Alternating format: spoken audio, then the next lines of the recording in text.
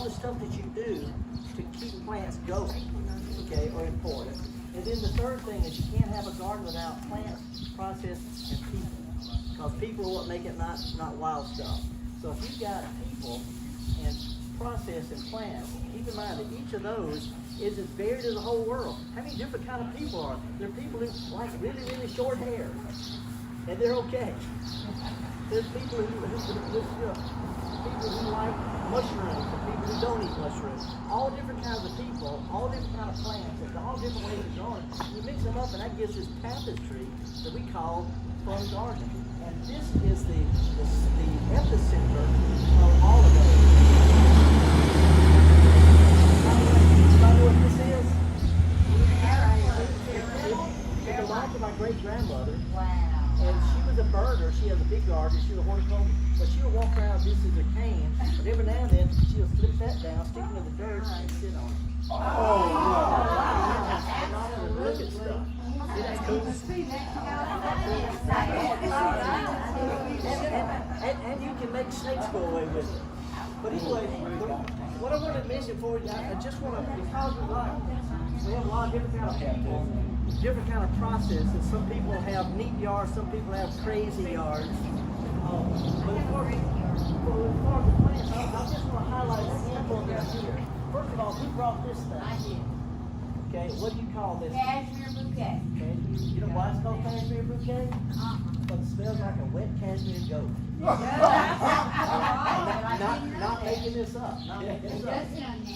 And then this plant, who brought this? What you call Sweet William? Who brought the one they call Sweet William? I did. Okay, it goes by another name. It's called soapwort because it's introduced from Europe, and it's all over New England, all over down here. It has clusters of these single flowers or double flowers. Double flowers. You can take the leaves and mix them with water, makes a lather, and you can wash your hair with it. So, by the way, wort means plant. Soapwort. It's still used to clean. Who brought this? Danny did. Who did? Danny. Danny. Where is he?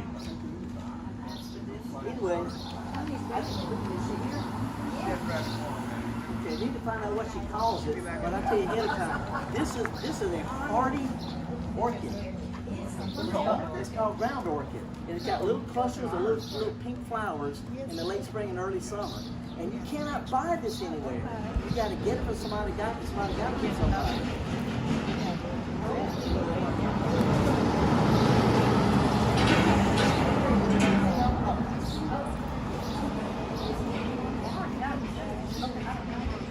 This is the last one I'm going to talk about. Now sit down. First of all, I brought this bean, and just to give you an idea, when it sprouts, this is what it looks like. Yeah, it's a big plant, and it'll grow up. It's not as big as kudzu, but it'll cover a fence, and it has clusters of foot-long beans in the late summer. I mean, clusters of, and this is dried up. So if you got kids, these are perfect plants. And whoever gets this, number 42, there's enough seed to share with everybody. You hear what I'm saying? Don't keep them all for yourself. Hey, bring it here. Bring it here. What do you do? That's his number. That's his number. That's your number? Yeah.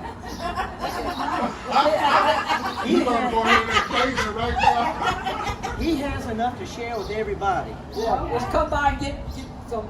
Felder, what do you do with the beans? Are they edible? What's it called? They're edible if you can swallow a golf ball. They're chewy. They're chewy. The last part I want to mention is this one right here because this represents a different kind of people. Who knows what this is?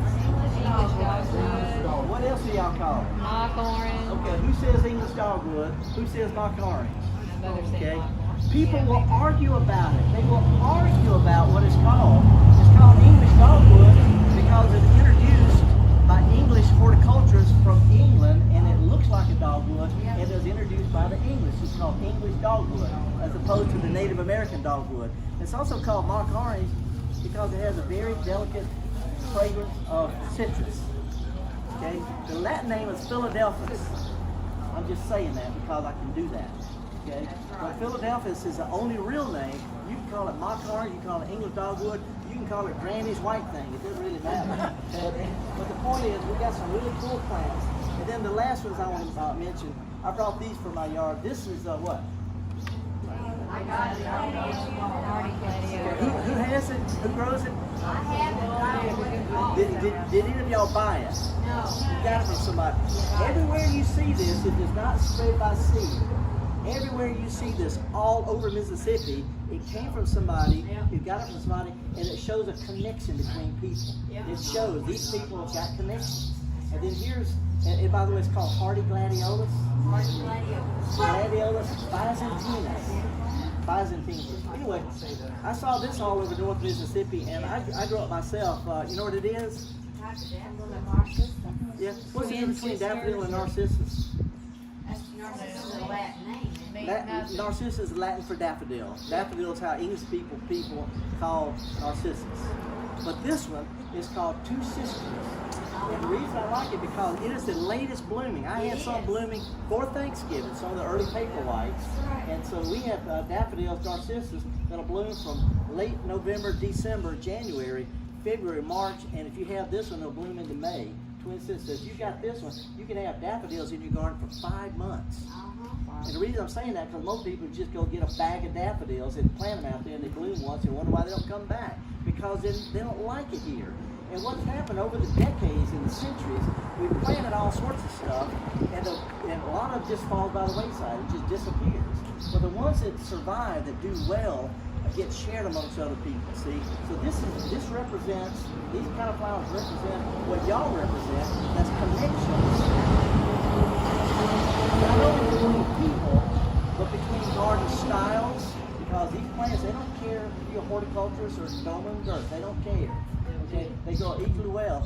So they represent the part of the country we live in, because these don't grow up north. See, so all these kind of plants represent the people of a region and the connections between us, and the fact that we have, through trial and error, found out what does well, and I'll put it into one spot. I wrote about this. This is my latest book. It's called Maverick Gardeners.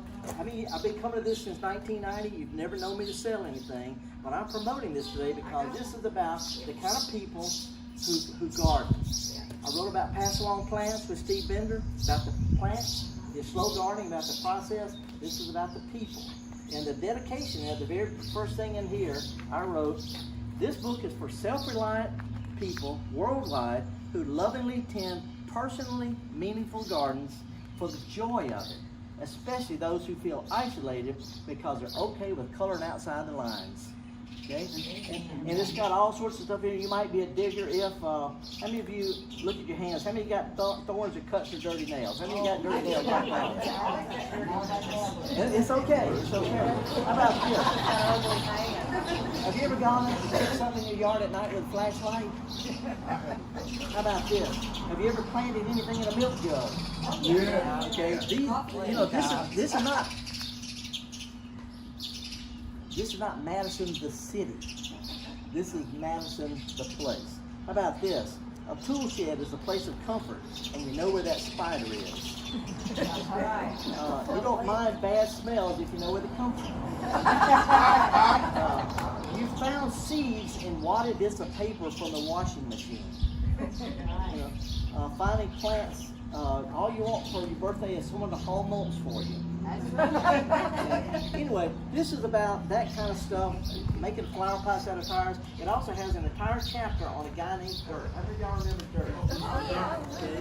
He and I had a 10-year collaboration. This book is called Maverick Gardeners, Dirt, and Other Determined Independent Gardens. We got all that as garden, photographs of plants, ideas of its philosophy, all sorts of stuff like that. It also features a handful of other determined independent gardens, including Jesse Wells over there, who took over in his yard. I just got to show you this picture. It's hard to see it. Where is it, Jesse? Okay, can y'all see at the top that little bare, just a parking lot with grass around it? Just a parking lot with grass? Y'all can see all that? Okay. He took that, which is not his property, across the street from the apartment, and he turned it into this. Oh, wow. That's beautiful. He's a guerrilla gardener. He gardens on he doesn't even own it, but he has something in bloom every week of the year, something to eat out of his garden every week of the year. And he also shares with children. He teaches children. You know these little corner bookstores, little cute corner bookstores? He has a corner herbery where people come by and get rosemary and oregano and thyme. He just sees it all. Yeah. But the last thing the very last thing about the book is it has a picture in there of how our neighbors, if your neighbors don't see you like this, because you're not a digger. But if your neighbors, when they look across and see you, it's going to look just like Jesse Yancey in his garden.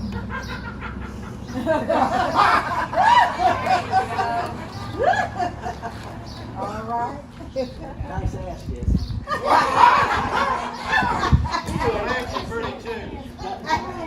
The idea is to get people, and they've been doing here at the Flora Library. I belong to a plant swap in Sheffield, England.